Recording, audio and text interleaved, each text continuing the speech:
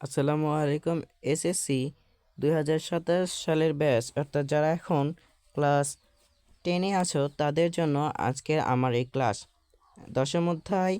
আমরা আমাদের দ্বিতীয় ক্লাস দশম অধ্যায় খনিজ সম্পদ, ধাতু, অধাতু, mineral resource, metal and non metals. আমরা দশম অধ্যায় প্রথম ক্লাসে পড়েছিলাম কী পড়েছিলাম একবার দেখে নিই। 10.1 খনিজ সম্পদ, মিনারেল রিসোর্স। খনিজ সম্পদ পড়েছি 10.1.2 পড়েছি শিলা, রক্স, আগ্নেয় শিলা, পাললিক শিলা, রূপান্তরিত শিলা, মাটির নিচের শিলার বিভিন্ন স্তর সৃষ্টির প্রক্রিয়া। 10.1.3 খনিজ ও আকরিক। খনিজ সম্পদের অবস্থান। 10.2 ধাতু নিষ্কাশন, মেটাল এক্সট্রাকশন। এগুলো আমরা পড়েছি। আকরিককে চূর্ণ করা, আকরিকের ঘনীকরণ, হাইড্রোলাইটিক পদ্ধতি, ফেনা ভাসমান পদ্ধতি, তেল ফেনা ভাসমান প্রণালী পরীক্ষা প্রকরণ এগুলো পড়িনি। চৌম্বকীয় বিদ্যুতীকরণ পড়েছি, রাসায়নিক পদ্ধতি পড়েছি। ঘনীকৃত আকরিকে অক্সাইডে পরিণত, আকরিকে ভস্মীকরণ, আকরিকে তাপজারণ, ধাতব অক্সাইড থেকে মুক্ত ধাতুতে রূপান্তর, এই টেবিলটা আমরা পড়েছি। তড়িৎ বিশ্লেষণের মাধ্যমে বিজারণ, তারপরে কার্বন বিজারণ পদ্ধতি এবং স্ববিজারণ প্রক্রিয়া, ধাতু বিশুদ্ধকরণ, পিগালোক যোগ করা পদ্ধতি, তড়িৎ বিশ্লেষণ পদ্ধতিতে ধাতু বিশোধন, তড়িৎ বিশ্লেষণ পদ্ধতিতে কপার ধাতুর বিশ্লেষণ, আয়রন নিষ্কাশন পদ্ধতি। আর আমরা এতদূর পর্যন্তই পড়েছিলাম। 10.1 এবং 10.2 পড়েছিলাম প্রথম ক্লাসে। এখন আমরা দ্বিতীয় ক্লাস, এই অধ্যায় দ্বিতীয় ক্লাস, নির্বাচিত সংকর ধাতু, সিলেক্টেড অ্যালোস। তো শুরু করছি আজকের ক্লাস। বুঝতে কারোর সমস্যা যদি হয় প্রথম ক্লাসের তাহলে তোমরা জানাবে, আর লাইক করবে, আমার চ্যানেলটা সাবস্ক্রাইব করতে ভুলবে না, কমেন্টে জানাবে তোমাদের কোনো সমস্যা। 10.3 নির্বাচিত সংকর ধাতু, সিলেক্টেড অ্যালোস। কতগুলো ধাতুকে একত্রে গলানোর পর গলিত মিশ্রণকে ঠান্ডা করলে যে ধাতু মিশ্রণ পাওয়া যায় তাকে সংকর ধাতু বলে। তাহলে সংকর ধাতু কাকে বলে? কতগুলো বা অনেকগুলো ধাতুকে একত্রে গলানোর পর গলিত মিশ্রণকে ঠান্ডা করলে যে ধাতুর মিশ্রণ পাওয়া যায় তাকে সংকর ধাতু বলে। খ্রিস্টপূর্ব 5000 থেকে খ্রিস্টপূর্ব 3000 পর্যন্ত সময়কালকে প্রাম্যযুগ বলা হয়। তাহলে প্রাম্যযুগের সময়কাল কত? খ্রিস্টপূর্ব 5000 থেকে খ্রিস্টপূর্ব 3000 পর্যন্ত সময়কালকে তাম্রযুগ বলা হয়। এখানে দেখো খ্রিস্টপূর্ব আছে, আর আমরা এখন ব্যবহার করি 2026 খ্রিস্টাব্দ। তাহলে খ্রিস্টাব্দ আর খ্রিস্টপূর্ব কি? যীশু খ্রিস্টের জন্মের আগের সালগুলোকে বলা হয় খ্রিস্টপূর্ব, এবং যীশু খ্রিস্ট জন্মের পরের বছরগুলোকে বলা হয় খ্রিস্টাব্দ। আচ্ছা, তারপরে কারণ এই সময়ে তামা দিয়ে মানুষ গহনা, অস্ত্র এবং যন্ত্রপাতি তৈরি করত। তাহলে তাম্রযুগ কেন বলা হয়? কারণ এই সময়ের মানুষ তামা দিয়ে গয়না, অস্ত্র, যন্ত্রপাতি তৈরি করত। কিন্তু তামা নরম ধাতু, তাহলে তামা কেমন ধাতু? নরম ধাতু। বিধায় এ ধাতু দিয়ে যে অস্ত্র ও যন্ত্রপাতি তৈরি করা হতো তা বেশি দিন কার্যকর থাকতো না। সেজন্য সেই প্রাচীনকালেই মানুষ গলিত কপারের সাথে গলিত টিন মিশিয়ে মিশ্রণকে ঠান্ডা করে ব্রোঞ্জ তৈরি করেছিল। তাহলে ব্রোঞ্জ কিভাবে তৈরি করেছিল?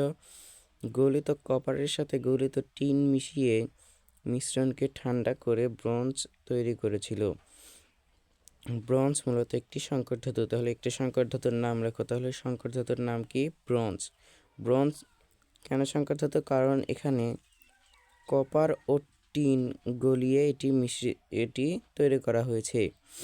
কোনো গরম গলিত ধাতুর মধ্যে অন্য কোনো গরম গলিত ধাতু বা অধাতু মিশিয়ে সেই মিশ্রণকে ঠান্ডা করলেই যে কঠিন পদার্থ পাওয়া যায় তাকে বলা হয় সংকর ধাতু।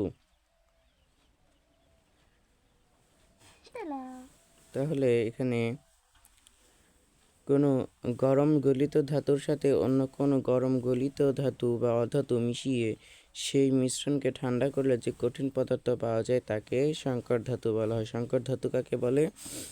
কোনো গরম গলিত ধাতুর মধ্যে অন্য কোনো গরম গলিত ধাতু বা অধাতু মিশিয়ে সেই মিশ্রণকে ঠান্ডা করলে যে কঠিন পদার্থ পাওয়া যায় তাকে বলা হয় সংকর ধাতু। প্রাচীনকালের মানুষদের সংকর ধাতু ব্রোঞ্জ আবিষ্কার ছিল একটি যুগান্তকারী ঘটনা। খ্রিস্টপূর্ব 3000 থেকে 1000 বছর সময়কালকে বলা হয় ব্রোঞ্জ যুগ। ব্রোঞ্জ যুগ কখন বলা হয়? খ্রিস্টপূর্ব 3000 থেকে 1000 পর্যন্ত সময়কালকে বলা হয় ব্রোঞ্জ যুগ। এই সময় ব্রোঞ্জ দ্বারা বিভিন্ন অস্ত্র ও যন্ত্রপাতি তৈরি করা হতো। বিভিন্ন যন্ত্রপাতি তৈরি করতে ধাতুর চেয়ে সংকর ধাতু বেশি উপযোগী। লোহা এবং কার্বন মিশিয়ে স্টিল নামক সংকর ধাতু তৈরি করা হয়। তাহলে স্টিল কীভাবে তৈরি করা হয়? লোহা এবং কার্বন মিশিয়ে স্টিল ধাতু তৈরি করা হয়। তাহলে স্টিল আরেকটি সংকর ধাতু। ছুরি, কাঁচি, রেলের চাকা, রেল লাইন, জাহাজ, কৃষি যন্ত্রপাতি ইত্যাদি স্টিল দ্বারা তৈরি হয়। স্টিল দ্বারা কী কী তৈরি হয়? ছুরি, কাঁচি, রেলের চাকা, রেল লাইন, জাহাজ, কৃষি যন্ত্রপাতি ইত্যাদি স্টিল দ্বারা তৈরি হয়।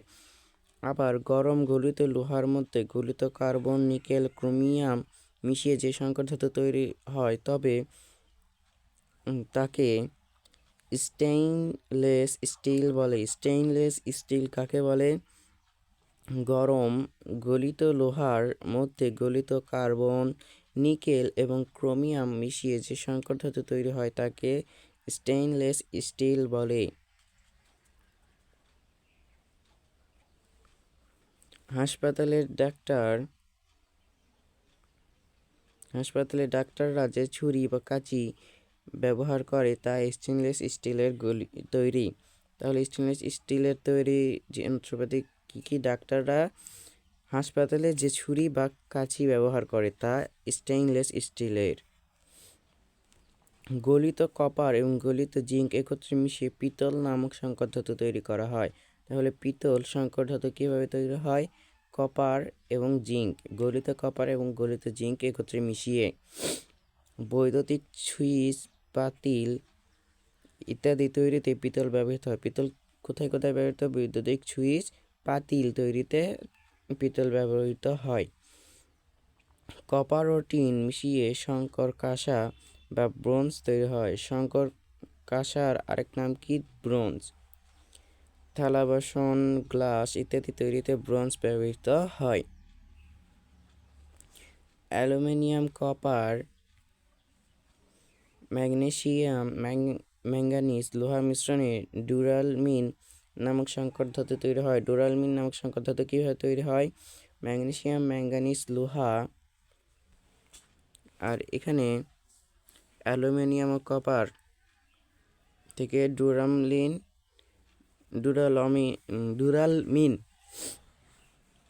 নামক সংকর ধাতু তৈরি হয়। এটি উড়োজাহাজের বডি তৈরিতে ব্যবহৃত হয়। উড়োজাহাজের বডি তৈরিতে কোনটি ব্যবহৃত হয়? ডুরালমিন।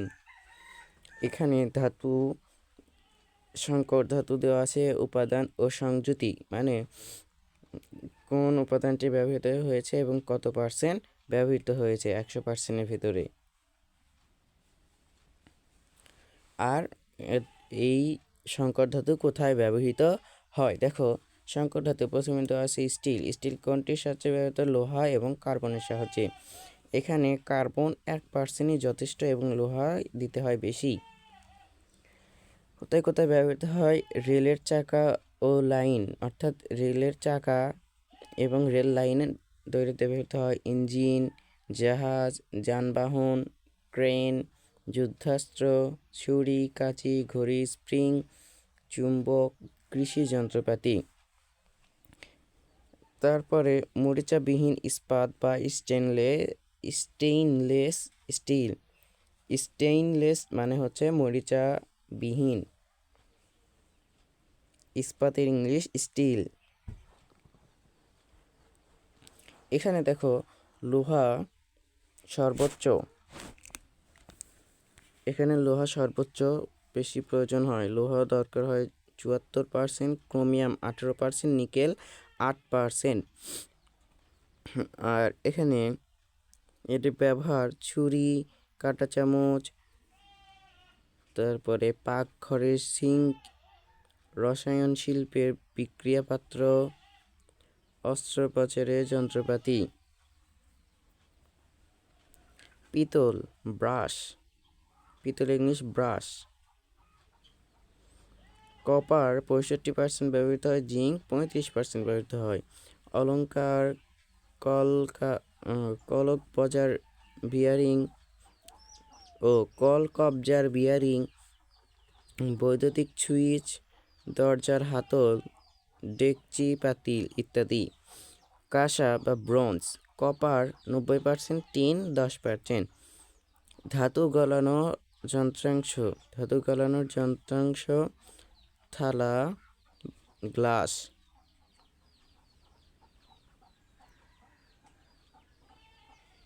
ডুরালমিন, অ্যালুমিনিয়াম 95%, কপার 4%, ম্যাগনেসিয়াম ও লোহা 1%। উড়োজাহাজের বডি, বাইসাইকেলের পার্টস ইত্যাদি। 24 ক্যারেট স্বর্ণ, এখানে 100%ই স্বর্ণ দেওয়া হয়। তাহলে 100% স্বর্ণ দিয়ে কোনটি তৈরি হয়? 24 ক্যারেট স্বর্ণ তৈরি হয়।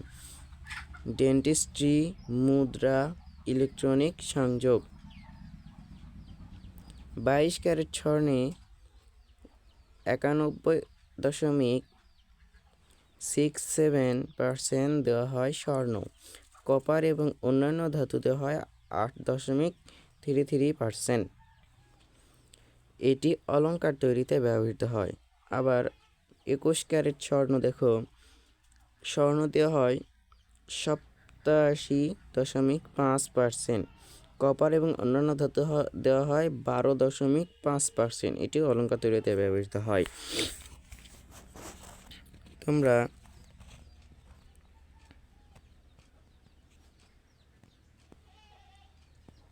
এই 8.8.02 বিভিন্ন সংকর ধাতু ও তার ব্যবহার, এই ছকটা মুখস্থ রাখবে। এখানে সংকর ধাতুর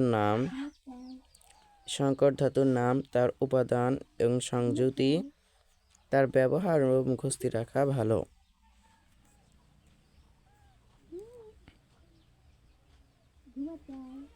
তারপর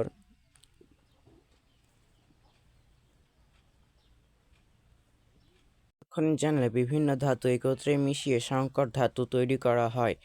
এই সংকর ধাতু তৈরিতে সকল ধাতুকে সমান পরিমাণে মেশানো হয় না। সংকর ধাতুর মধ্যে একটি থাকে প্রধান ধাতু, অন্য এক বা একাধিক পদার্থ থাকে অপ্রধান ধাতু বা অধাতু। তাহলে সংকর ধাতুর মধ্যে কি কি থাকে? একটি প্রধান ধাতু থাকে, অন্য এক বা একাধিক অপ্রধান ধাতু বা থাকে অধাতু। যেমন পিতলের মধ্যে প্রধান ধাতু কপার থাকে 65%, জিঙ্ক থাকে 35%। তাহলে এখানে প্রধান ধাতু হচ্ছে কপার এবং অপ্রধান ধাতু হচ্ছে জিঙ্ক। প্রধান ধাতুর নাম অনুসারে সংকর ধাতুর নামকরণ করা হয়। যেমন স্টিলের মধ্যে লোহা প্রধান ধাতু, কার্বন অপ্রধান ধাতু।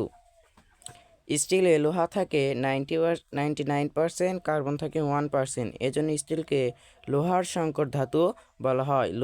স্টিলকে লোহার সংকর ধাতু বলা হয় কেন? স্টিলের মধ্যে লোহা প্রধান ধাতু এবং কার্বন অপ্রধান ধাতু। স্টিলে লোহা থাকে 99% এবং কার্বন থাকে 1%। এজন্য স্টিলকে লোহার সংকর ধাতু বলা হয়। অনুরূপভাবে কাঁসার মধ্যে প্রধান ধাতু কপার থাকে 90%, টিন থাকে 10%। এজন্য কাঁসা কপারের সংকর ধাতু। আবার পিতলের প্রধান ধাতু কপার থাকে 65% এবং অপ্রধান ধাতু জিঙ্ক থাকে 35%। এজন্য পিতল ও কপারের সংকর ধাতু। কপারের দুইটি সংকর ধাতু আছে, যথা পিতল ব্রাশ ও কাঁসা ব্রোঞ্জ। পিতল ও কপারের তাহলে কপারের দুইটি সংকর ধাতুর নাম কি? এখানে একটা প্রশ্ন, পিতলের দুটি সংকর ধাতুর নাম কি? পিতল ও কাঁসা। ও কপারের দুটি সংকর ধাতুর নাম পিতল ও কাঁসা। আমাদের 10.3 শেষ। এখন আমরা কয়েকটা এখানে গুরুত্বপূর্ণ লাইনগুলো আন্ডারলাইন করে দিবি।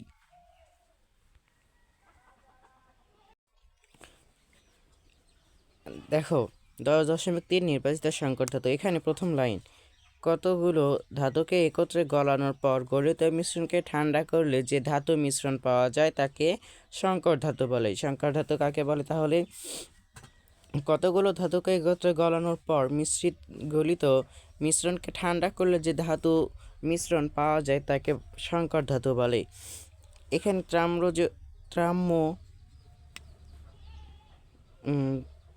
তাম্রযুগ কাকে বলা? খ্রিস্টপূর্ব 5000 থেকে খ্রিস্টপূর্ব 3000 পর্যন্ত সময়কালকে তাম্রযুগ বলা হয়। কেন বলা হয়?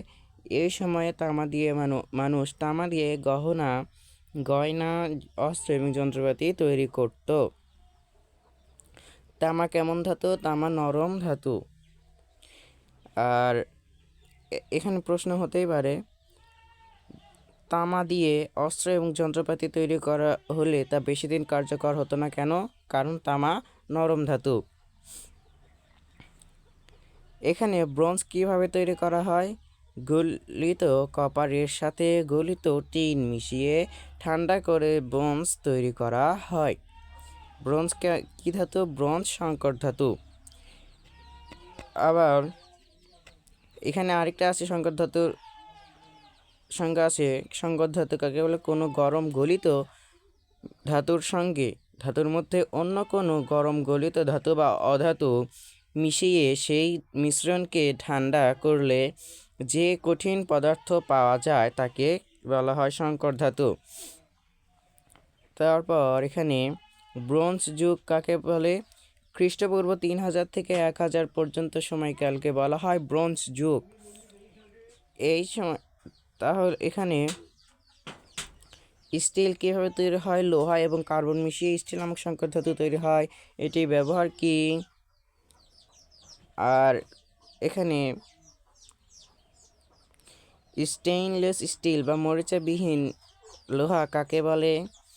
এটির ব্যবহার কি কোথায়? আবার পিতল কিভাবে তৈরি হয়? এর ব্যবহার কোথায়? আবার কাঁসা কীভাবে তৈরি হয়? এর ব্যবহার কি? এবং শেষে এখানে ডুরালোইনের ব্যবহার কি এবং কিভাবে ব্যবহৃত হয়? অর্থাৎ এই ছকটা মুখস্থ।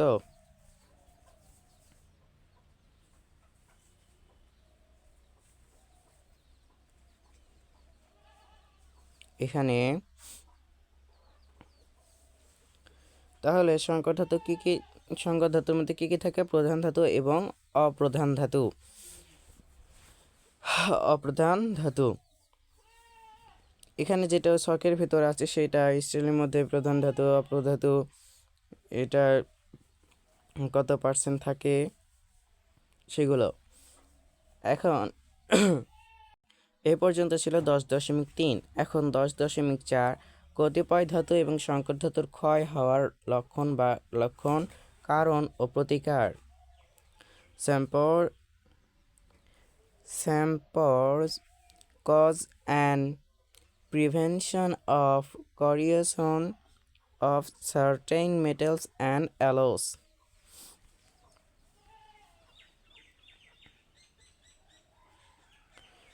দেখো, লোহা বা লোহার সংকর ধাতু তৈরি সংকর ধাতুর তৈরি জিনিসপত্র, জানালার গ্রিল, আলমারি আলমারি ইত্যাদি খোলা জায়গা বা বাতাসে দীর্ঘদিন থাকলে এইসব জিনিসপত্রের ওপর লালচে বাদামি বর্ণের যে এক ধরনের পদার্থ তৈরি হয়। এই বাদামি পদার্থের কে লোহার মরিচা বলা হয়। এখানে লোহার মরিচা কাকে বলে? লোহা বা লোহার সংকর ধাতু তৈরি জিনিসপত্র, জানালার গ্রিল, আলমারি ইত্যাদি খোলা জায়গা বা বাতাসে দীর্ঘদিন থাকলে এইসব জিনিসপত্রের উপর লালচে বাদামি বর্ণের এক ধরনের পদার্থ তৈরি হয়। এই বাদামি বর্ণের পদার্থকে লোহার মরিচা বলা হয়। মরিচা তৈরির মাধ্যমে লোহা ক্ষয়প্রাপ্ত হয়। তাহলে লোহা ক্ষয়প্রাপ্ত হয় কিভাবে? মরিচা তৈরির মাধ্যমে লোহা ক্ষয়প্রাপ্ত হয়। বিশুদ্ধ কপার বা পিতল বা কাঁসার তৈরি জিনিসপত্র দীর্ঘদিন বাতাসে থাকার ফলে এদের উপর কালো বা বাদামি সবুজ বর্ণের একটি আস্তরণ পড়ে। কপার বা পিতল বা কাঁসার তৈরি জিনিসপত্র দীর্ঘদিন বাতাসে থাকার ফলে এদের উপর কালো বা বাদামি বা সবুজ বর্ণের একটি আস্তরণ পড়ে। এই আস্তরণকে কপারের তাম্রমল বলা হয়। তাম্রমল তৈরির মাধ্যমে তামা ক্ষয়প্রাপ্ত হয়। তামা ক্ষয়প্রাপ্ত হয় কীভাবে? তাম্রমল তৈরির মাধ্যমে। সাধারণত বিশুদ্ধ ধাতু বা সংকর ধাতু দীর্ঘদিন বাতাসে থাকার ফলে ধাতু বা সংকর ধাতুর উপর ভিন্ন বর্ণযুক্ত একটি নতুন পদার্থের সৃষ্টি হয়। এই প্রক্রিয়াকে ধাতুর ক্ষয় বলে। ধাতুর ক্ষয় কাকে বলে? বিশুদ্ধ ধাতু বা সংকর ধাতু দীর্ঘদিন বাতাসে থাকার ফলে ধাতু বা সংকর ধাতুর উপর ভিন্ন বর্ণযুক্ত একটি নতুন পদার্থের সৃষ্টি হয়। এই প্রক্রিয়াকে ধাতুর ক্ষয় বলে। লোহা ক্ষয়প্রাপ্ত হয়ে যে লালচে বাদামি বর্ণের মরিচা তৈরি হয় সেটি হলো আর্দ্র ফেরিক অক্সাইড Fe2O3NH2। আর্দ্র ফেরিক অক্সাইড। আবার বিভিন্ন বর্ণের তাম্রমলে বিভিন্ন ধরনের পদার্থ উপস্থিত থাকে। তোমরা নবম অধ্যায়ে পড়েছ যে লোহার মরিচা কীভাবে তৈরি হয়, এই মরিচা থেকে রক্ষা পাওয়ার উপায়, এটা আমরা নবম অধ্যায়ে পড়া শেষ হয়ে গেছে। এখানে তবুও দেওয়া আছে আর্দ্র ফেরিক অক্সাইড বা মরিচার সংকেত অবশ্যই মনে রাখবে। আর এটি কীভাবে দূর করা যায় সেটি নবম অধ্যায়ে পড়া হয়ে গেছে। দেখো এখানে যেমন কোনো তাম্রমলে কিউপ্রাস অক্সাইড উপস্থিত থাকে, তাহলে কোনো তাম্রমলে কি উপস্থিত থাকে? Cuprous oxide. কোনো তাম্রমলে কিউপ্রাস সালফাইড বা চালকোসাইড উপস্থিত থাকে।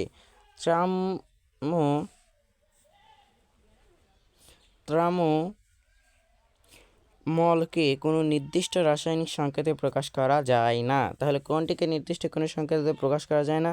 তাম্রমলকে কোনো নির্দিষ্ট রাসায়নিক সংকেতে প্রকাশ করা যায় না, কারণ তাম্রমলের সব জায়গায় একই ধরনের পদার্থ তৈরি হয় না। সাধারণত কোনো ধাতু বা সংকর ধাতুর যখন বায়ুমণ্ডলে থাকে তখন ধাতুসমূহ ইলেকট্রন ত্যাগ করে ধনাত্মক আয়নে পরিণত হয়।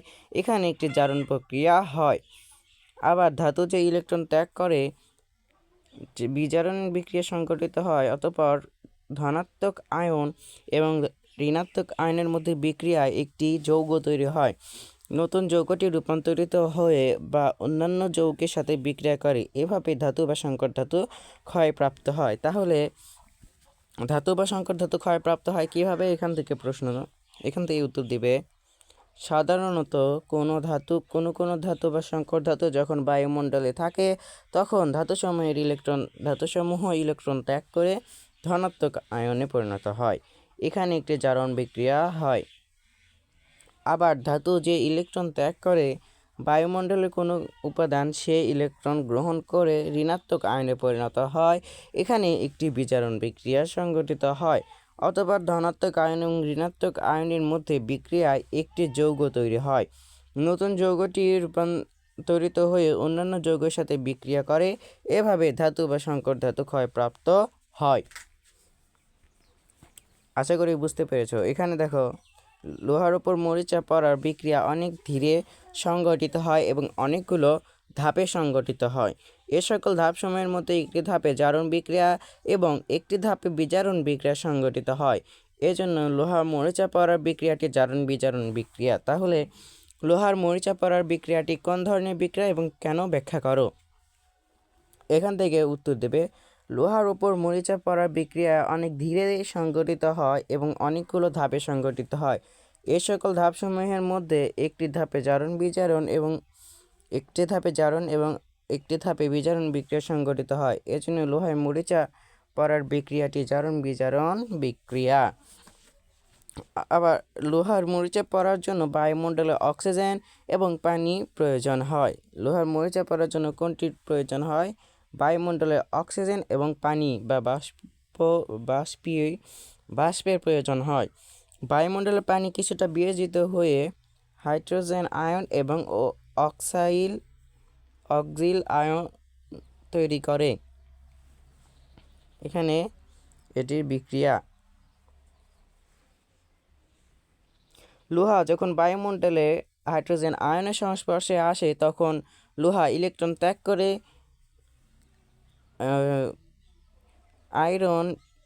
আয়নে পরিণত হয়। এখানে জারণ বিক্রিয়া সংঘটিত হয়। আবার আয়রন যে ইলেকট্রন দান করে অক্সিজেন এবং হাইড্রোজেন সেই ইলেকট্রন গ্রহণ করে পানি উৎপন্ন করে। এখানে বিজারণ বিক্রিয়া সংঘটিত হয়। এখানে বিক্রিয়া দেওয়া আছে।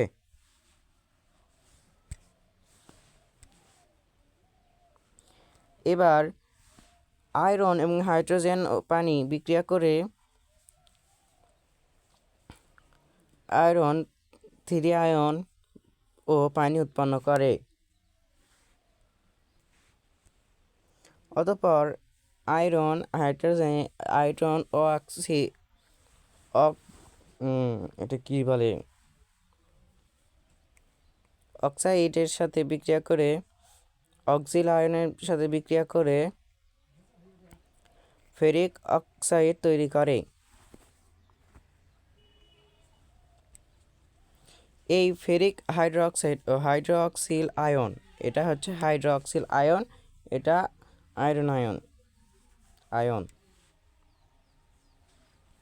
এই ফেরিক হাইড্রোক্সাইড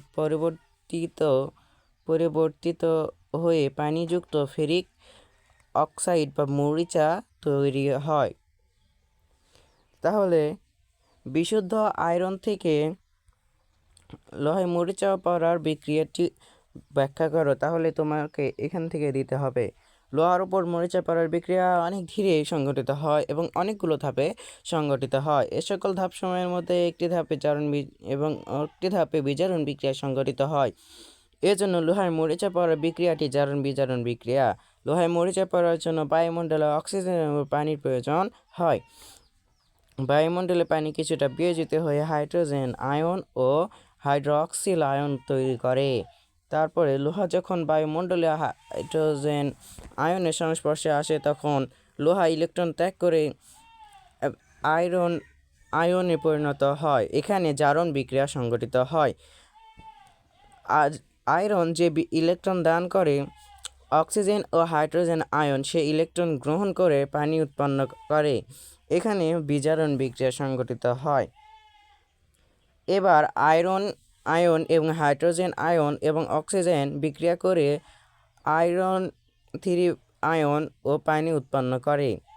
অতঃপর আয়রন ও হাইড্রোক্সিল আয়নের সাথে বিক্রিয়া করে আর্দ্র ফেরিক হাইড্রোক্সাইড তৈরি করে।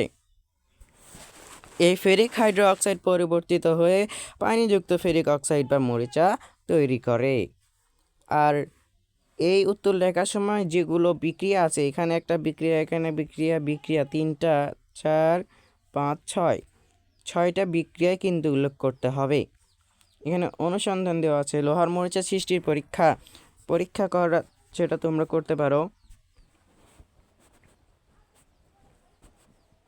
আচ্ছা, এখানে দেখো একটা ছবি। এখানে 1 নম্বরে ছবি আছে বায়ু, লোহা, তার কাটা, অনার্দ্র ক্যালসিয়াম ক্লোরাইড।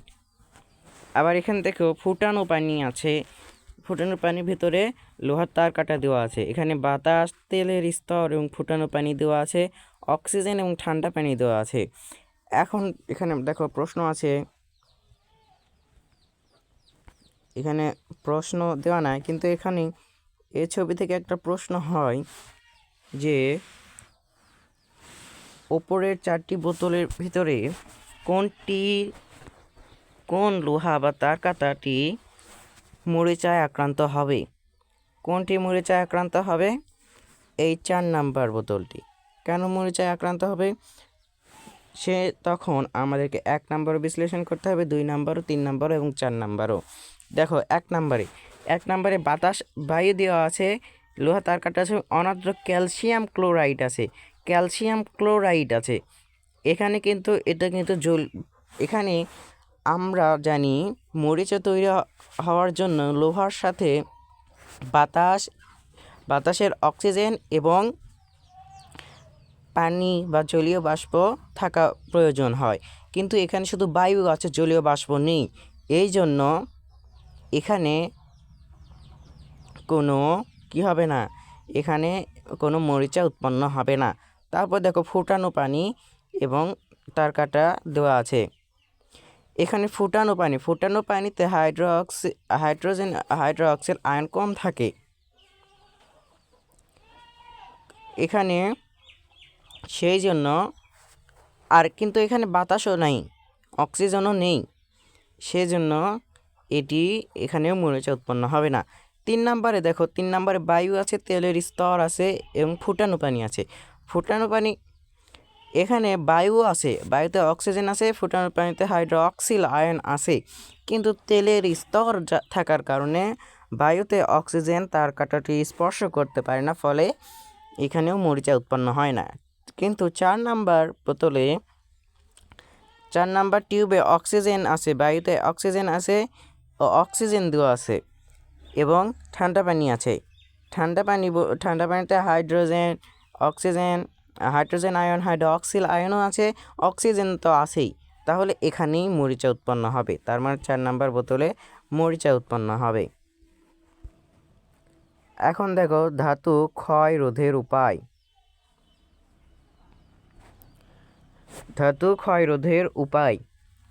ধাতু বা সংকর ধাতু যদি বাতাসে অক্সিজেন এবং পানির সংস্পর্শে না আসে তবে ধাতু ক্ষয়প্রাপ্ত হয় না। ধাতু ক্ষয়প্রাপ্ত কেন হয় না? ধাতু বা সংকর ধাতু যদি বাতাসের অক্সিজেন এবং পানির সংস্পর্শে না আসে তবে ধাতু ক্ষয়প্রাপ্ত হয় না। তাহলে ধাতু ক্ষয়প্রাপ্ত হতে কোনটির প্রয়োজন? পানি, অক্সিজেন এবং পানির সংস্পর্শে আসা প্রয়োজন। এটি বিভিন্নভাবে করা যায়, যেমন রং করে। তাহলে এটি ধাতু ক্ষয়প্রাপ্ত রোধ করা যায় কীভাবে? প্রথমে রং করে, না হলে ইলেকট্রোপ্লেটিং করে, না হলে গ্যালভানাইজিং করে। এখানে রং করা বলতে ওই যে গ্রিলে যে রং করা হয়, বেলকনির গ্রিল, এখানে যে কালার করা হয়েছে, তারপর স্টিলের দরজায় যে কালার করা হয়েছে, এ কালার করা। আর ইলেকট্রোপ্লেটিং হলো অধিক সক্রিয় ধাতুর উপরে কম সক্রিয় ধাতুর একটি প্রলেপ দেওয়া। ইলেকট্রোপ্লেটিং বলতে তড়িৎ বিশ্লেষণের মাধ্যমে তার প্রলেপ দেওয়া। এখানে গ্যালভানাইজিং দেওয়া আছে।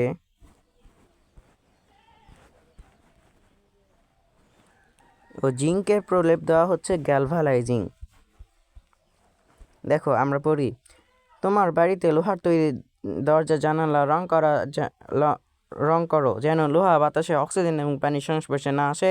আমরা জানি কম সক্রিয় ধাতু সাধারণত বাতাসে অক্সিজেনের সাথে বিক্রিয়া করে না, কিন্তু বেশি সক্রিয় ধাতু বাতাসে অক্সিজেন এবং পানির সাথে দ্রুত বিক্রিয়া করে। অতএব বেশি সক্রিয় ধাতুর ক্ষয় হওয়া থেকে ধাতুকে রক্ষা করার জন্য বেশি সক্রিয় ধাতুর উপর কম সক্রিয় ধাতুর প্রলেপ দেওয়া হয়। এভাবে বেশি সক্রিয় ধাতুকে ক্ষয় হওয়া থেকে রক্ষা করা যায়। একটি অধিক সক্রিয় ধাতুর উপর কম সক্রিয় ধাতুর প্রলেপ দুইভাবে দেওয়া হয়, ইলেকট্রোপ্লেটিং এবং গ্যালভানাইজিং। ইলেকট্রোপ্লেটিং সাধারণত তড়িৎ বিশ্লেষণ পদ্ধতি প্রয়োগ করে একটি ধাতুর উপর আরেকটি ধাতুর প্রলেপ দেওয়া প্রক্রিয়াকে বলা হয় ইলেক্ট্রোপ্লেটিং।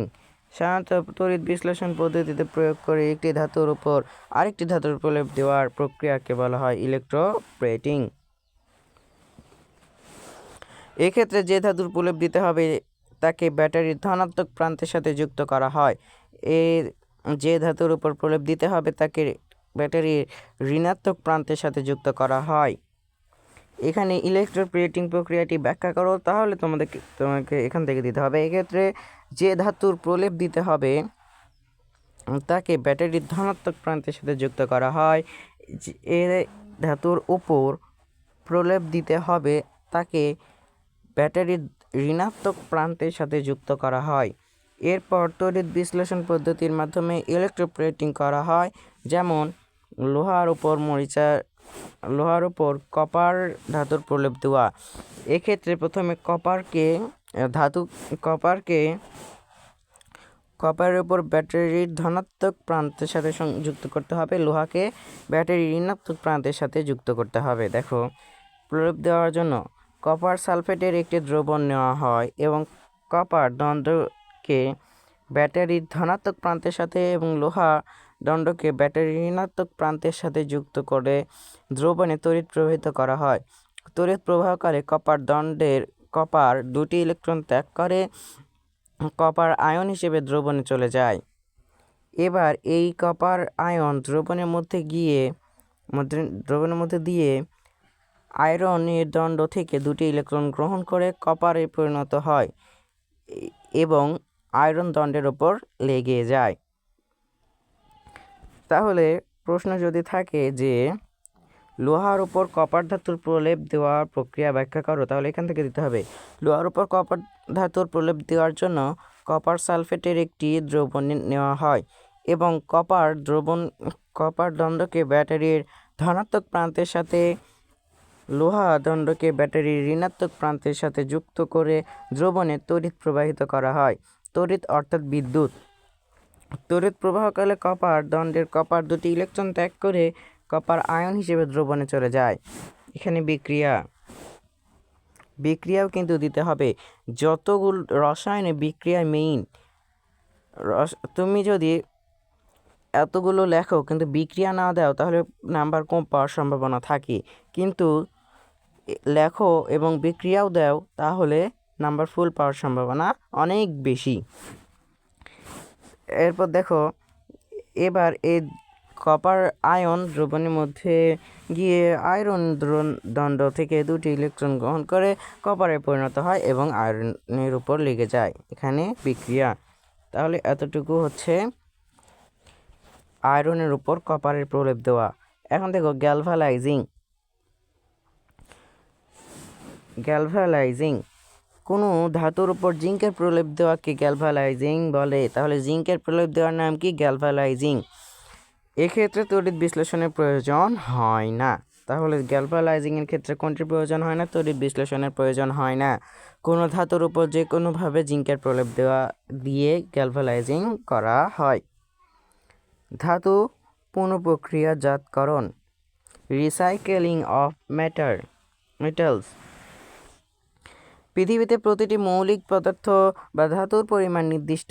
তাহলে পৃথিবীতে প্রতিটি মৌলিক পদার্থ বা ধাতুর পরিমাণ নির্দিষ্ট। কোনো ধাতুর তৈরি জিনিসপত্র ব্যবহারের পর সেটি ফেলে না দিয়ে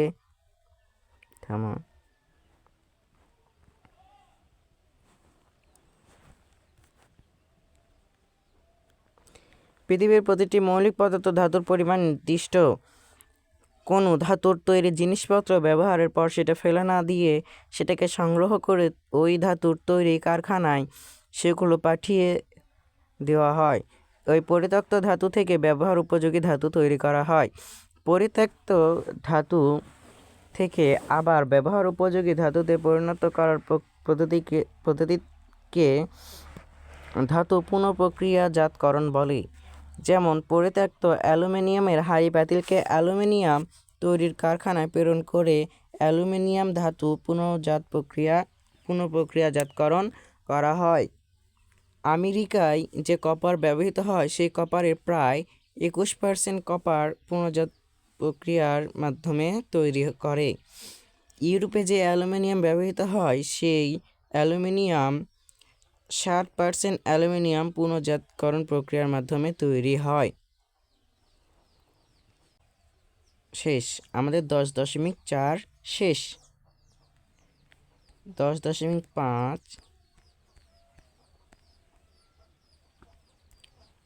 10.5 তৃতীয় ক্লাসে আমরা পড়ব। তাহলে আমাদের এই দশম অধ্যায় শেষ।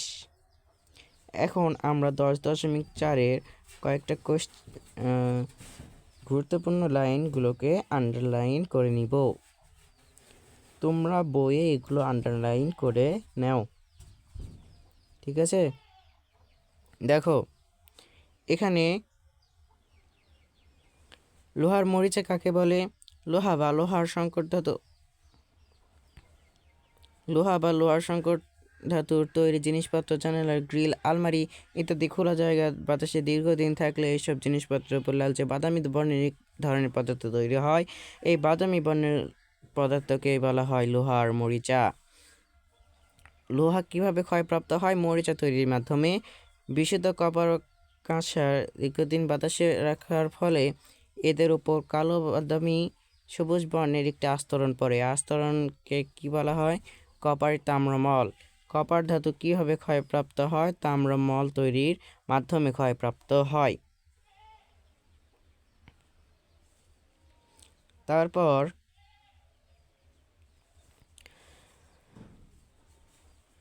ধাতুর ক্ষয় কাকে বলে? সাধারণত বিশুদ্ধ ধাতু বা সংকর ধাতু দীর্ঘদিন বাতাসে থাকার ফলে ধাতু বা সংকর ধাতুর উপর বিভিন্ন বর্ণযুক্ত বিভিন্ন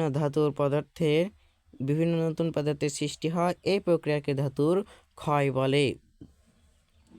তাহলে মরিচার সংকেত, এখানে আমরা মরিচার সংকেত পড়ব আর্দ্র ফেরিক অক্সাইড Fe2O3NH2O, আর্দ্র ফেরিক অক্সাইড। এখানে N হলো পানির অণুর সংখ্যা।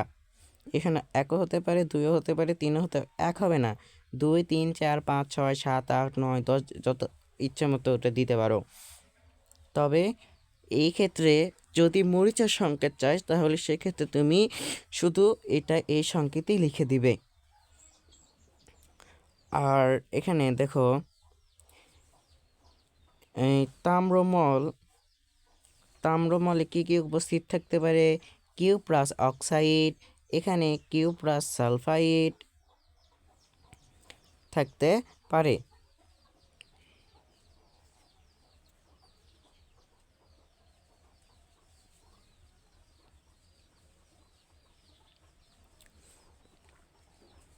ধাতু বা সংকর ধাতু ক্ষয়প্রাপ্ত হয় কীভাবে? এখান থেকে দিতে হবে। কোনো ধাতু বা সংকর ধাতু যখন বায়ুমণ্ডলে থাকে তখন ধাতুসমূহ ইলেকট্রন ত্যাগ করে ধনাত্মক আয়নে পরিণত হয়। এখানে একটি জারণ বিক্রিয়া হয়। আবার ধাতু যে ইলেকট্রন ত্যাগ করে বায়ুমণ্ডলে কোনো উপাদান সেই ইলেকট্রন গ্রহণ করে ঋণাত্মক আয়নে পরিণত হয়। এখানে একটি বিজারণ প্রক্রিয়া সংঘটিত হয়। ধনাত্মক আয়ন এবং ঋণাত্মক আয়নের মধ্যে বিক্রিয়া একটি যৌগ তৈরি হয়। নতুন যৌগটি রূপান্তরিত হয় এবং অন্যান্য যৌগের সাথে বিক্রিয়া করে। এভাবে ধাতু বা সংকর ধাতু ক্ষয়প্রাপ্ত হয়।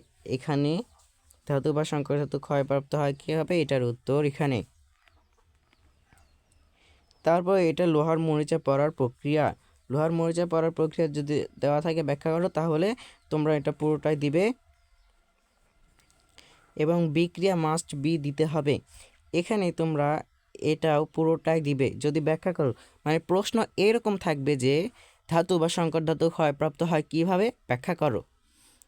তোমরা এক্ষেত্রে উদাহরণও দিতে পারো, যেমন এই যে মরিচা পড়াটা দিলে অনেক বড় হয়ে যাবে এখানে। আর এইটার প্রশ্ন থাকতে পারে এভাবে যে লোহার মরিচা পড়ার প্রক্রিয়া ব্যাখ্যা করো। সেক্ষেত্রে তোমরা এভাবে দিবে এবং বিক্রিয়া মাস্ট বি দিতে হবে।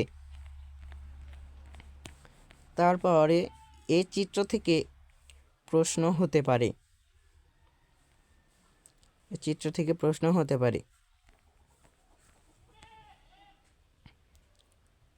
ধাতু ক্ষয় রোধের উপায়। এখানে ধাতু কোন দুটি উপাদানের সংস্পর্শে আসলে ক্ষয়প্রাপ্ত হয়?